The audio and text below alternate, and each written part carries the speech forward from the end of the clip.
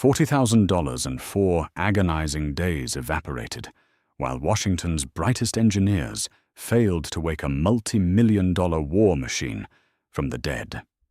Algorithms, lasers, and satellite diagnostics proved completely useless against the silent behemoth. Then, a grizzled Marine with a rusted wrench stepped up, doing the impossible in 3 minutes. The Mojave Desert does not care about MIT degrees, and it certainly does not care about defense budgets. Inside the corrugated steel walls of Hangar 4 at Fort Irwin, the temperature hovered at a suffocating 112 degrees. The heat radiating from the concrete floor distorted the air, making the massive silhouette in the center of the room look like it was breathing. But it wasn't breathing. It was completely stubbornly dead. The machine was a heavily modified M1A2, Abrams main battle tank, designated internally at Keystone Dynamics as the Iron Ghost. It was supposed to be the crown jewel of modern armored warfare, a 70-ton Leviathan retrofitted with a proprietary next-generation kinetic targeting system and a neural-linked defense grid. In less than 24 hours, a delegation of 2-star generals and Pentagon acquisitions officers would arrive to watch the Iron Ghost perform a live fire demonstration. If the tank moved, Keystone Dynamics would secure a staggering $4 billion contract. If it didn't, the company's military division would likely be liquidated by the end of the fiscal quarter. Dr. Elias Trent, the lead systems engineer for Keystone, wiped a stinging sheet of sweat from his eyes and stared at the Panasonic Toughbook resting on a folding table. The screen was a cascading waterfall of crimson error codes. "Run the diagnostic on the main power distribution node again." Elias ordered, his voice cracking with severe dehydration and mounting panic. Beneath the belly of the beast, Rebecca Loring, a senior electrical diagnostic specialist, slid out on a mechanic's creeper. Her fire-retardant coveralls were stained with hydraulic fluid, and her hands were trembling. "I've run it 6 times, Elias. The logic board is receiving the signal from the auxiliary power unit, but the moment the sequence reaches the firing manifold, the entire system ghosts. It just vanishes. 0 voltage. It's like the tank is swallowing the electricity." Elias slammed his fist onto the folding table, rattling a graveyard of empty energy drink cans. "That is physically impossible. Energy doesn't just disappear, Rebecca." "Tell that to the tank," she snapped back, exhausted. It had been 4 days of unmitigated hell. On day 1, during a routine system boot sequence, the Iron Ghost had simply powered down. No sparks, no smoke, just a quiet, sickening click followed by the hum of the cooling fans dying out. Since then, the bleeding of money and resources had been catastrophic. Elias had authorized the emergency overnight airlift of a specialized diagnostic motherboard from their headquarters in Virginia. That was $12,000. When the motherboard failed to solve the issue, they assumed the turbine's power alternator had suffered a microfracture. They ordered a replacement flown in via a chartered heavy-lift helicopter, $28,000 for the part and the expedited transport, $40,000 spent in less than 96 hours, and the tank was still a glorified paperweight. General William Hackett, the base commander, acting as the liaison for the Pentagon, stood near the hangar doors with his arms crossed over his chest. He was a man carved from granite, a veteran of Desert Storm, whose patience had evaporated sometime around day 2. "Doctor," Trent, General Hackett's voice echoed off the high ceiling, sharp and devoid of sympathy. "I have the Undersecretary of Defense boarding a Gulfstream in D.C. right now. He expects to see a revolution in armored warfare tomorrow at 0800. What he is currently going to see is a bunch of expensive civilians crying over a laptop." "General, we are narrowing it down." Elias lied his throat tight. "The integration between the old mechanical chassis and our new digital neural net is highly complex. We're dealing with fiber optic micro faults. We just need a little more time." "You don't have time," Hackett replied coldly. "You have 14 hours. If that turbine isn't screaming by dawn, I am ordering the heavy transporters to drag this scrap metal off my base, and I will personally recommend the cancellation of the Aegis project. Fix it or pack it up." Hackett turned on his heel and marched out of the hangar, taking the last remnants of Elias's hope with him. Elias collapsed into a folding chair, burying his face in his hands. He looked at the $40,000 worth of discarded tech components scattered across the floor, burned-out wiring harnesses, pristine circuit boards, laser-calibrated sensors. They had mapped every inch of the tank's digital nervous system. The software was flawless. The hardware was state-of-the-art. According to every metric known to modern engineering, the tank should be operational. Yet the beast refused to wake. In the deep shadows at the back of the hangar, sitting on a stack of wooden ammunition crates, Gideon Croft watched the panic unfold with the detached amusement of a man who had seen much worse. Gideon was 62 years old, and he looked like a man who had been left out in the weather for most of his life. His face was a map of deep creases, his hair a shock of iron grey cropped close to his scalp. He wore a faded canvas jacket, despite the heat, heavily stained jeans and steel-toed boots that had clearly seen decades of abuse. He didn't work for Keystone Dynamics, and he wasn't an engineer. Gideon was a civilian logistics contractor. Specifically, he was the driver of the Oshkosh M1070 heavy equipment transporter, parked just outside the massive 18-wheeler that had hauled the Iron Ghost out to the desert. For 4 days, Gideon had been sleeping in the sleeper cab of his truck, brewing terrible coffee on a portable stove, and waiting for the geniuses to finish their tests so he could haul the tank back. But as the days dragged on, Gideon had started wandering into the hangar, silently observing the chaos. He watched Elias and Rebecca swap out thousands of dollars worth of equipment. He listened to their frantic conversations about CAN bus network latency and algorithmic power routing. And every time they hooked up their laptops and ran their sophisticated diagnostics, Gideon would take a sip of his black coffee, shake his head, and smile a sad, knowing smile. To the engineers, the M1A2 Abrams was a platform. It was a giant armored computer. But Gideon knew better. Gideon was a retired Master Sergeant of the United States Marine Corps. He had spent 22 years inside the belly of armor. He had commanded an Abrams through the burning oil fields of Kuwait in '91, and he had fought street by street through the bloody, dust-choked alleys of Nasiriyah in 2003. He knew the smell of a brewing turbine fire before the sensors did. He knew the exact pitch of the tracks when they were about to throw a pin. Gideon knew that beneath the billions of dollars of high-tech wizardry, a tank was ultimately just 70 tons of brutal, vibrating, bone-shaking steel. It was an angry, primitive thing that hated its crew almost as much as it hated the enemy. As Elias Trent let out a sound, caught somewhere between a sob and a scream, throwing a $200 stylus across the hangar, Gideon finally stood up. His joints popped a lingering souvenir from an IED blast outside Fallujah. He crushed his paper coffee cup, tossed it into a nearby bin, and began the long walk across the hangar floor. Elias looked up, his eyes bloodshot and wild as the old truck driver approached the command table. "Excuse me," Elias snapped his voice, dripping with elitist venom. "This is a restricted area. You need to wait outside by your rig, Mr. Croft, Gideon Croft." The old man said, his voice a low, gravelly rumble that instantly commanded the space. "And I'd rather be in my rig, son. But if I have to watch you kids rip the guts out of this beautiful machine one more time, looking for a software bug, I'm gonna have an aneurysm."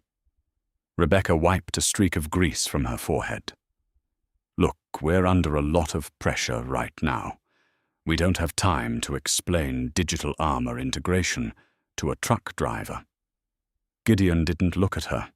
He didn't look at the laptops or the $40,000 worth of discarded parts. He walked right past the folding table and stepped up to the massive sloping armor of the tank's side skirt. He placed a calloused hand flat against the cold, desert-dusted steel. He closed his eyes for a second, feeling the dead weight of the machine. "You're looking for a ghost in the machine," Gideon said softly, almost as if he were talking to the tank itself. "You spent 4 days, and God knows how much of the taxpayers' money trying to teach it to think. But you forgot how it breathes." Elias stood up, his face flushing dark red. "Security. I want this guy out of here, right? Stand down, Dr. Trent." The voice belonged to General Hackett, who had just re-entered the hangar. The general walked slowly toward the tank, his eyes fixed on Gideon. Hackett had noticed the way the old man stood. He noticed the rigid posture, the way his eyes naturally scanned the perimeter, and the faded, almost invisible outline of a Marine Corps tattoo on his right forearm. General Elias protested, "This man is a civilian transport driver. He has no clearance." I said, "Stand down, Elias." Hackett barked, never taking his eyes off Gideon. "You serve Mr. Croft, 22 years, General." Gideon replied, turning his head, but keeping his hand on the armor.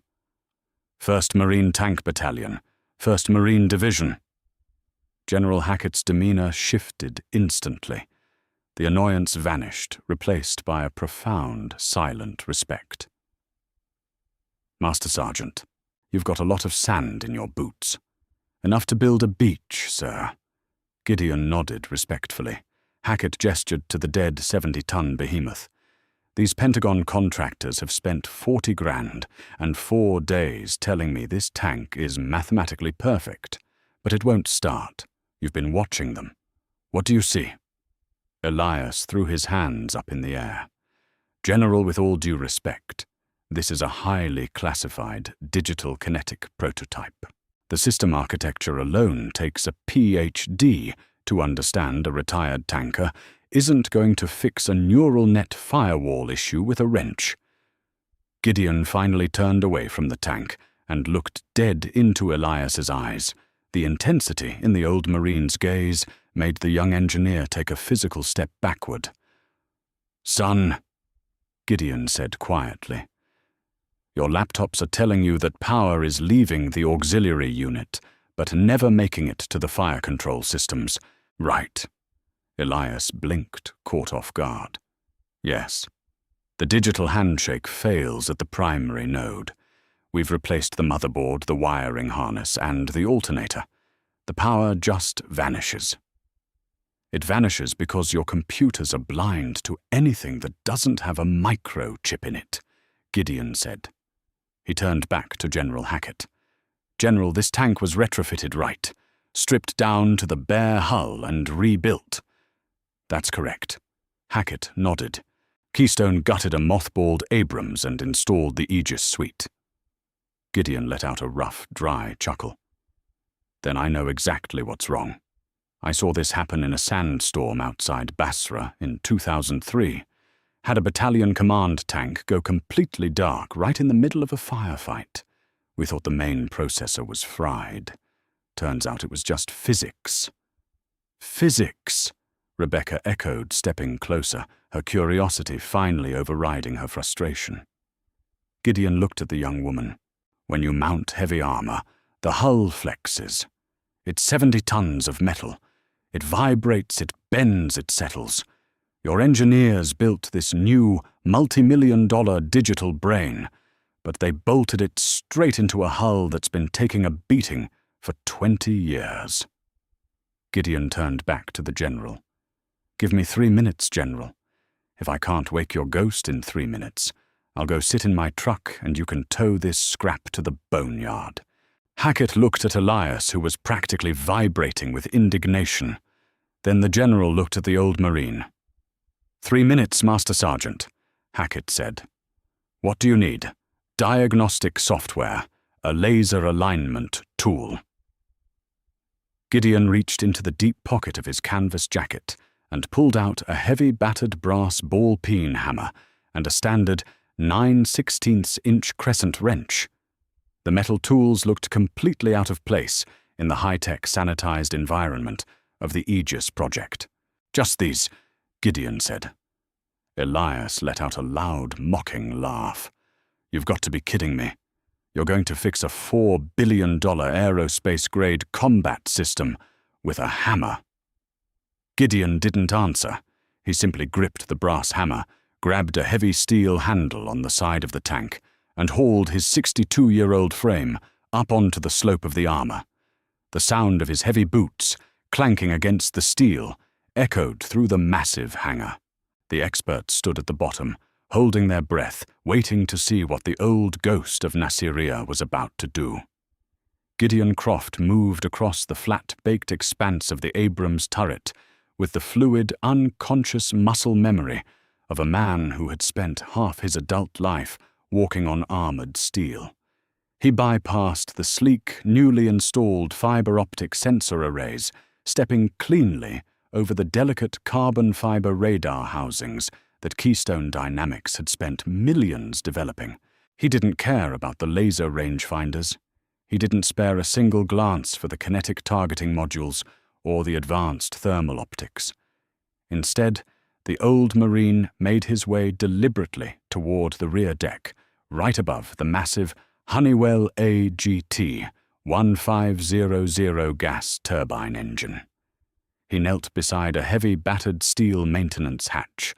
Unlike the pristine, newly fabricated components at the front of the turret, this hatch was original to the mothballed chassis. It had been painted over half a dozen times, scarred by desert sand shrapnel and the relentless march of time. What in the world is he doing? Elias demanded from the hangar floor, his voice shrill and echoing off the corrugated walls. That access panel just leads to the analog wiring harness and the physical engine mounts. The digital relays are in the front. He's wasting our time. Just watch him, Doctor, General Hackett muttered softly, his eyes glued to the old veteran. The general had seen that specific look in a man's eye before. It was the look of absolute, unshakable certainty. Gideon wedged the flattened edge of his crescent wrench under the heavy hatch's locking mechanism. He pried it open with a sharp, guttural grunt. The heavy steel plate clanged backward against the armor, revealing a dense, dark, greasy nest of thick, braided copper cables and heavy steel bolts. The immediate smell of ozone old diesel fuel and baked metal wafted up from the compartment. To Elias it smelled like an archaic mess. To Gideon it smelled like memory. It smelled like the scorching sands of Kuwait. It smelled like Nasiriyah. Gideon reached his bare, calloused hand into the thick grease, feeling his way blindly around the primary grounding bus. He traced the thickest cable in the compartment, the one responsible for grounding the massive electrical surge of the turbine engine back to the metal chassis of the tank. In a standard Abrams, the steel hull itself acts as the ground. When modern engineers retrofit a legacy tank with highly delicate microprocessors, those computers require an absolute uninterrupted ground to prevent static backfeed. If the neural net computer senses even a microsecond of voltage spike returning to the sensitive logic boards, the digital safety protocols will instantly sever the connection to prevent a catastrophic burnout. The power leaves the alternator, hits the invisible firewall, and vanishes into the safety kill switch. Gideon found the main lug nut. It felt completely tight to the touch. A diagnostic robot would have checked the torque specifications and passed it without a second thought. But Gideon knew tanks. He knew how they behaved when the world tried to tame them. He knew that when Keystone Dynamics had installed the new electrical system, their pristine factory technicians had painted the inside of the hull with an advanced anti-corrosive aerospace polymer to prevent rust. And he knew that when 70 tons of steel flexes bends and groans while being loaded onto a heavy transport truck for cross-country shipping, the rigid bolts holding the ground wires inevitably shift. The bolt was technically tight against the copper wire, but the wire's metal bracket was now resting on a microscopic, unbroken layer of that polymer paint, rather than the bare metal of the hull. The electrical ground was floating. "Hey, MIT," Gideon shouted down his deep voice, easily cutting through the stagnant 112-degree air of the hangar. "Your computers are doing exactly what you programmed them to do. They're protecting themselves. They're dumping the power sequence because there's nowhere for the excess voltage to bleed off. The ground is choked by your fancy factory rust-proofing. That's impossible," Elias yelled back, frantically, typing on his laptop, refusing to look away from his screens. The assembly drones torqued those grounds to 200 foot-pounds. The connection is mathematically perfect.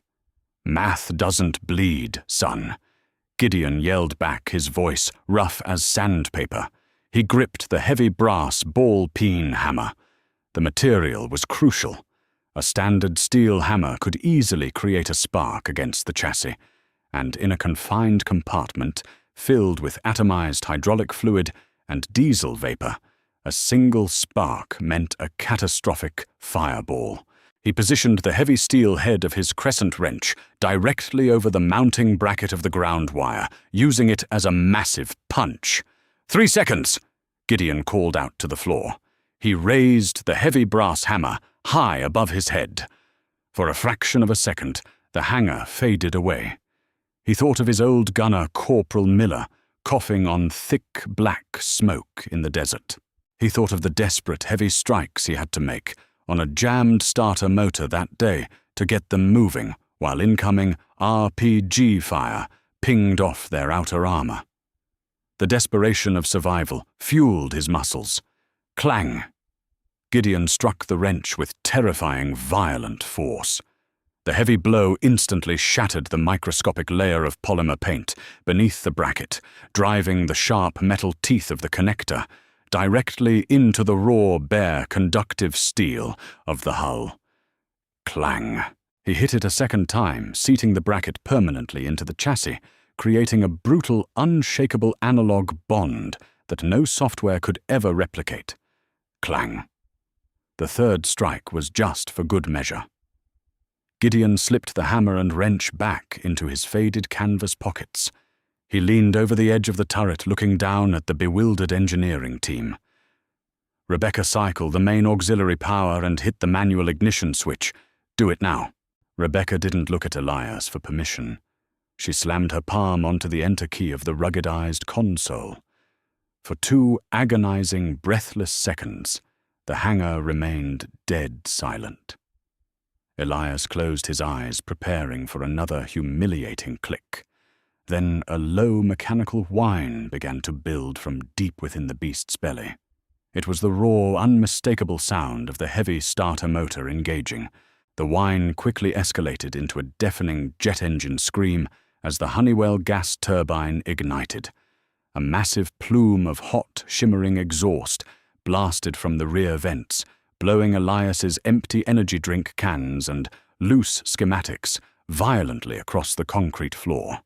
The heavy hull shuddered as 1,500 horsepower of raw, unadulterated fury awoke. Inside the cockpit, the digital dashboard illuminated perfectly. The cascading crimson error codes on Elias's laptop instantly vanished, replaced by a solid, beautiful wall of green text. Systems nominal. Fire control online. Neural net integrated. The Iron Ghost was alive. The sheer volume of the turbine engine was overwhelming, shaking the very foundation of Hangar 4. General Hackett had a wide, triumphant, predatory grin plastered across his weathered face. He looked at Elias Trent, who was staring at his laptop screen, with his mouth hanging open, utterly paralyzed by the reality of what had just transpired. $40,000 in expedited parts, 4 agonizing days of sleep deprivation, algorithmic diagnostics, satellite uplinks, and a dozen brilliant PhDs, fixed with 3 swings of a $10 hammer by an old man in dirty jeans. Gideon calmly closed the maintenance hatch, wiped his heavy grease-stained hands on his thighs, and slowly climbed down the sloping side of the tank. He landed on the concrete floor with a heavy thud. He didn't look triumphant. He didn't look boastful. He just looked incredibly tired. Elias stumbled forward, the intense wash from the turbine exhaust, whipping his white lab coat frantically around his knees. How did you possibly know? The telemetry didn't show a ground fault. The diagnostic sensors reported absolute structural integrity across the entire grid. Gideon stopped and looked at the young engineer. The old Marine's eyes were cold, filled with ghosts and memories that a man like Elias Trent would never ever understand. Your sensors only know what they are programmed to look for, Dr. Trent. Gideon said, his voice easily cutting through the deafening roar of the idling tank. You build these magnificent machines in sterile laboratories. You test them on pristine, paved test tracks. You think of them as software platforms. But out there, Gideon pointed a calloused, scarred finger toward the open hangar doors, out toward the glaring, unforgiving expanse of the Mojave Desert. Out there, it's blood, dust, and physics. Gideon continued, stepping closer to Elias. In 2003, during the push to Baghdad, my gunner, Corporal Miller, was trapped in the turret when our electrical system completely failed. We were taking heavy fire from the rooftops. The computers told us we were dead.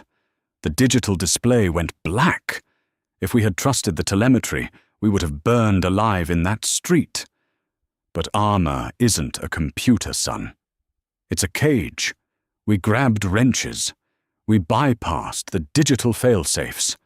We beat the starter relay with a steel crowbar until the engine finally caught, and we drove out of hell on manual control. Elias swallowed hard, his arrogance completely stripped away, looking from the old man to the roaring machine. The polymer paint, it insulated the physical connection. The hull flexed when they loaded it on my heavy rig in Virginia, Gideon explained simply. It broke the tension just enough. The computer tried to send the electrical pulse. The pulse couldn't ground, so your highly intelligent software killed the circuit to save the logic boards. It was trying to be too smart. Sometimes machines just need to bleed off the excess. General Hackett stepped up, extending a firm, respectful hand to the old contractor. Master Sergeant Croft, you just saved this entire base from a colossal embarrassment. You saved the Aegis project. Keystone Dynamics owes you a hell of a lot more than $40,000 for what you did today. I don't work for Keystone General, Gideon replied, shaking Hackett's hand with a firm grip. I work for the Transport Union. My contract says I get paid by the mile. And thanks to this circus, I'm currently 4 days behind schedule on my next run to Fort Bragg. Rebecca stepped forward, wiping away a tear of sheer relief, a look of genuine awe on her face. Is there anything we can do to thank you? Anything at all? Gideon paused, looking past her at the folding table, littered with high-tech garbage fried motherboards and useless diagnostic tools. He let out a quiet sigh. Yeah, Gideon said, his tone softening just a fraction. Next time you kids design a $4 billion war machine, put down the laptops, grab a heavy wrench and try fixing it in the dark while somebody is screaming at you. Because the kids who are going to drive this thing into battle won't have the luxury of waiting for overnight shipping. With that, Gideon Croft turned and walked toward the hangar doors, his silhouette framed sharply against the blinding desert sun. Elias Trent stood in the deafening roar of his own creation, suddenly realizing how remarkably small he was. He looked down at the Panasonic Toughbook. For the first time in his entire academic and professional career, the brilliant systems engineer realized that a machine's true soul couldn't be measured in gigabytes or processing speed. It was measured in the men who bled inside them. Outside the massive diesel engine of the Oshkosh, M1070 transporter rumbled to life. Gideon climbed into the driver's seat, adjusted his rearview mirror, and shifted the heavy transmission into gear. He had an incredibly long haul back to the East Coast, and a thermos of terrible black coffee waiting for him. The Iron Ghost was finally ready for its demonstration. The Pentagon generals would get their spectacular show. Keystone Dynamics would secure their billions. But the men and women standing in Hangar 4 would never forget the profound lesson they learned that day.